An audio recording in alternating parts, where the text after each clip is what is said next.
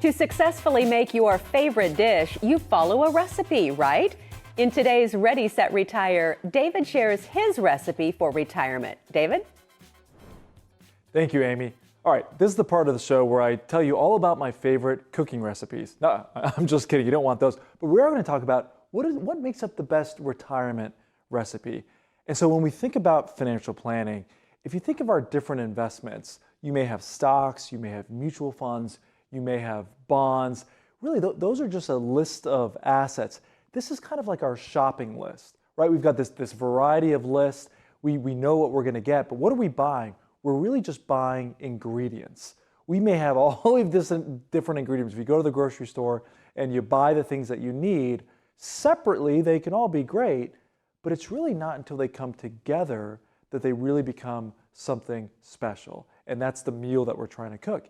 And I think it's important to look at our retirement and our investments the same way. For many of us, you may have a portfolio with different stocks or mutual funds or bonds, but if they're not working together properly, we really can make some big financial mistakes. So I say, all of those different ingredients are like those different investments, but having a recipe, that is like having a financial plan. It's how do I take all of these different ingredients, how do I put them together to really make it work? So if to having a true retirement plan, a true retirement income plan is really like having a recipe for retirement. And what are some of the things that go into our recipe for retirement? Well, at Nicholas Wealth Management, we cover 5 key areas. And this is one of the challenges that I see. If you think about, if you're working with a financial advisor right now, you may be paying that financial advisor 1% to 2% per year for a management fee. But if you think about what is that financial advisor actually providing me? I've gotten answers like, well, David, he helps us pick out stocks and mutual funds. But I'm going to show you on a little secret that most financial advisors don't want you to know. When the stock market is going up 20 or 30% per year, it doesn't take a master's degree in finance to do well when the stock market's doing well. And as financial advisors, we love to pat ourselves on the back and tell you how great a job that we're doing, but really, it's the stock market went up. So obviously, the accounts, if you're invested in the stock market, should do well also. So the question that we should be asking ourselves is, it's not how our investments or how our ingredients to our recipe perform when the markets are doing well, but how do our investments perform when the markets aren't doing well, when we're in periods of recession or volatility for the market. And if you're paying a management fee anywhere between 1% to 2% per year, and you're only getting investment advice, that's like just getting one piece of the pie, okay? Imagine paying all these fees and just getting a piece. So at Nicholas Wealth Management, we provide our clients with the recipe for the whole pie, because there's 5 key areas that go into our retire ready process. The first is the income part of the plan. We want to know where's all the income coming from that you need from the day you retire all the way out to age 100. Now you may say, David, no shot do I want to live to age 100. But I always say the risk is not dying early.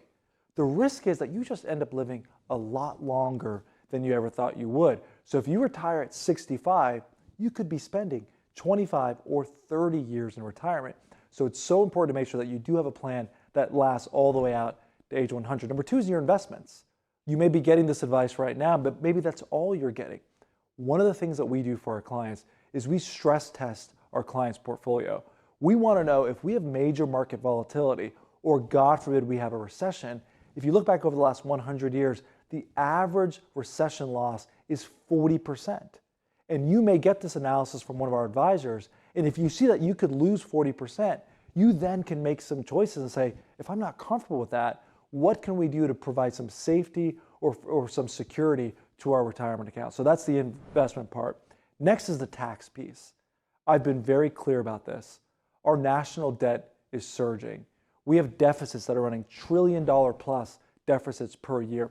The current tax rates that we have are some of the lowest they've been in 50 years, but they're not permanent. Current tax rates expire in a few years. And do you think our politicians are going to get together in a room and say, you know what, the American people are working so hard, let's lower their taxes even more, even though they're already at 50-year lows? No, I think taxes are going higher. So one of the things you have to be doing right now is you have to be looking, what are some ways that you could mitigate or even eliminate taxes on your investments in retirement? We have a CPA at our firm, And our advisor, who's a CPA, looks at our clients' accounts from a tax standpoint to make sure that they're doing everything that they can to reduce or even eliminate their taxes in retirement. Another portion of our Retire Ready process, another ingredient, is our health care. Long-term care, healthcare costs can be one of the biggest mistakes that we make by not planning for those areas. And it could be one of our most expensive expenses that we have in retirement. So we have to make sure that we have a plan to cover our healthcare and our long-term care. And lastly, what about our estate? What about our legacy planning? We spend so much time talking about what we want our retirement to be, how we're going to generate income. But one thing I notice is that we spend very little time talking about our legacy. What do we want to be remembered as? Why have we woken up every day early and worked hard? It's not just to accumulate more stuff. It's because we want to bless those. We want to bless our kids and our grandkids and bless others. So do you have an estate plan in place? Also, if something were to happen to you, whether it's medical or God forbid at death, do we have financial directives? There's two things that you got to have to make sure you've got in your estate plan. You have to have a financial power of attorney and a healthcare power of attorney.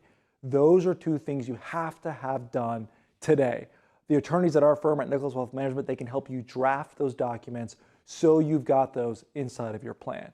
So again, you may be someone that you've done great, you've saved for retirement, you're paying a financial advisor, but you're only getting one piece.